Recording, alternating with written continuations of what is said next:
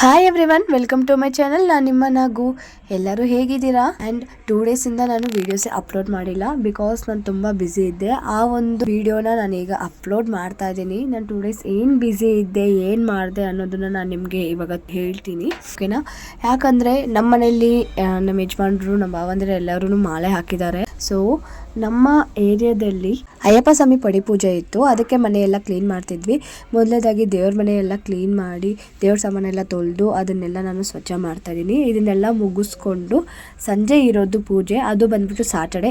ಈ ಒಂದು ವ್ಲಾಗ್ ಬಂದ್ಬಿಟ್ಟು ಸಾಟರ್ಡೆ ವ್ಲಾಗ್ ಆಗಿರುತ್ತೆ. ಸಾಟರ್ಡೆ ನಾವೆಲ್ಲ ಏನು ಮಾಡಿದ್ವಿ ಅನ್ನೋದನ್ನ ನಾನು ನಿಮಗೆ ತೋರಿಸ್ಕೊಡ್ತೀನಿ. ಆ್ಯಂಡ್ ಅದ್ರ ಜೊತೆಗೆ ಅಯ್ಯಪ್ಪ ಸ್ವಾಮಿ ಮೆರವಣಿಗೆ ಕೂಡ ಇತ್ತು.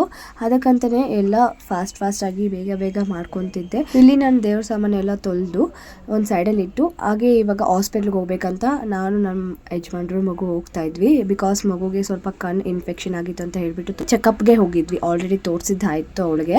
ಸೊ ಚೆಕಪ್ಗೆ ಅಂತ ಹೋಗಿದ್ವಿ. ಅಲ್ಲೇ ಡಾಕ್ಟರ್ ಹತ್ರ ಚೆಕಪ್ ಎಲ್ಲ ಮಾಡಿಸ್ಕೊಬಂದು ಡಾಕ್ಟರ್ ಅವಳಿಗೆ ಕ್ಲಿಯರ್ ಆಗಿದೆ ಅಂತ ಹೇಳಿದ್ರು. ಅದ್ರ ಜೊತೆಗೆ ನನಗೂ ಮತ್ತೆ ನಮ್ಮ ಯಜಮಾನ್ರಿಗೂ ಕೂಡ ಕಣ್ಣು ಸ್ವಲ್ಪ ಇನ್ಫೆಕ್ಷನ್ ಆಗಿತ್ತು. ಅದನ್ನು ಕೂಡ ಅವರೇ ಚೆಕ್ ಮಾಡಿ ನಮಗೂ ಮೆಡಿಸಿನ್ ಡ್ರಾಪ್ಸ್ ಎಲ್ಲ ಕೊಟ್ಟರು. ಅದನ್ನೆಲ್ಲ ತಗೊಂಡು ನಾವು ಮನೆಗೆ ರಿಟರ್ನ್ ಆದ್ವಿ. ಮನೆಗೆ ಬಂದಮೇಲೆ ಮತ್ತೆ ಸಂಜೆ ಪೂಜೆ ಮಾಡಬೇಕಂತ ಹೇಳ್ಬಿಟ್ಟು ಎಲ್ಲ ರೆಡಿ ಆಗಿ ಪೂಜೆ ಮಾಡಿದ್ದೆ.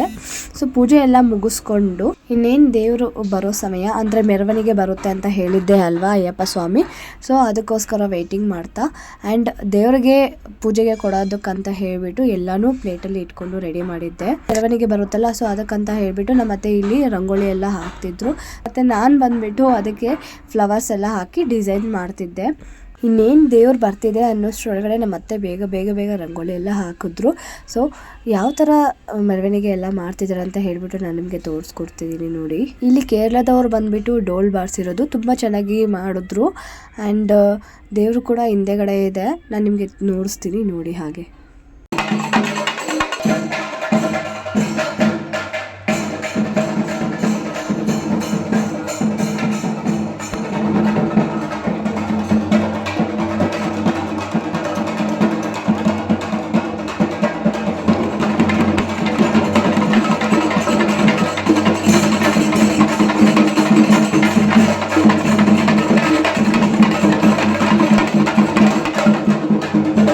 ಸೊ ಹೇಗಿದೆ ಅಂತ ಹೇಳಿ. ಆ್ಯಂಡ್ ಹಾಗೆ ದೇವ್ರು ಕೂಡ ಬಂತು. ದೇವ್ರಿಗೆ ನಾವು ಪೂಜೆಗೆಲ್ಲ ಕೊಟ್ವಿ. ಆ್ಯಂಡ್ ದೇವ್ರನ್ನ ಮಾಲೆ ಹಾಕಿರೋ ಸ್ವಾಮಿಗಳು ಅಯ್ಯಪ್ಪ ಸ್ವಾಮಿನ ಓದಿ ಮೆರವಣಿಗೆ ಮಾಡಿದ್ದಾರೆ ನಮ್ಮ ಇಡೀ ಏರಿಯಾಗೇನೆ. ನಾವು ಎಲ್ಲ ಪೂಜೆಗೆಲ್ಲ ಕೊಟ್ಟು ಅಲ್ಲೇ ದೇವರಿಗೆ ದೃಷ್ಟಿಯೆಲ್ಲ ತೆಗೆದು ಹೋದರು.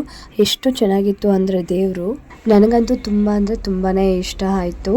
ಆ್ಯಂಡ್ ನೋಡ್ತಾ ಇದ್ದರೆ ಇನ್ನೂ ನೋಡ್ತಾನೆ ಇರೋಣ ಅನ್ನೋಷ್ಟು ತುಂಬ ಚೆನ್ನಾಗಿತ್ತು ದೇವ್ರು ಮಾತ್ರ. ಇಲ್ಲಿ ನಾನು ಫೋಟೋ ಕೂಡ ಕ್ಯಾಪ್ಚರ್ ಹಾಕಿದ್ದೀನಿ, ನೀವು ನೋಡ್ಬೋದು ಎಷ್ಟು ಚೆನ್ನಾಗಿದೆ ಅಂತ ಹೇಳಿಬಿಟ್ಟು.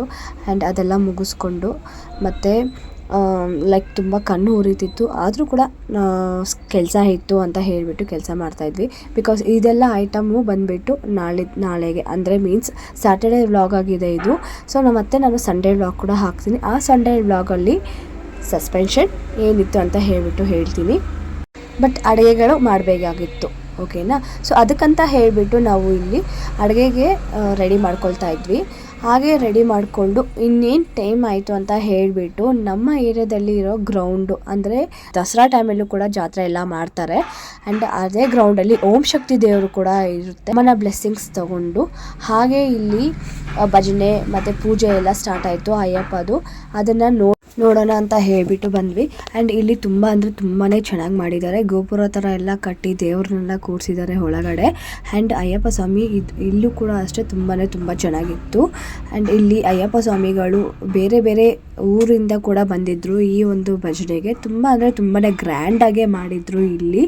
ಆ್ಯಂಡ್ ತುಂಬ ಜನ ಬಂದಿದ್ದರು, ತುಂಬ ಜನ ಅಂದರೆ ತುಂಬ ಜನ. ಆ್ಯಂಡ್ ಅಲ್ಲಿ ಅಯ್ಯಪ್ಪ ಸ್ವಾಮಿನ ಕೂಡ ಇಟ್ಟಿದ್ರು. ದೀಪ ಆರಾಧನೆ ಮಾಡೋರು ಮಾಡ್ಬೋದು ಅಂತ ಹೇಳಿಬಿಟ್ಟು.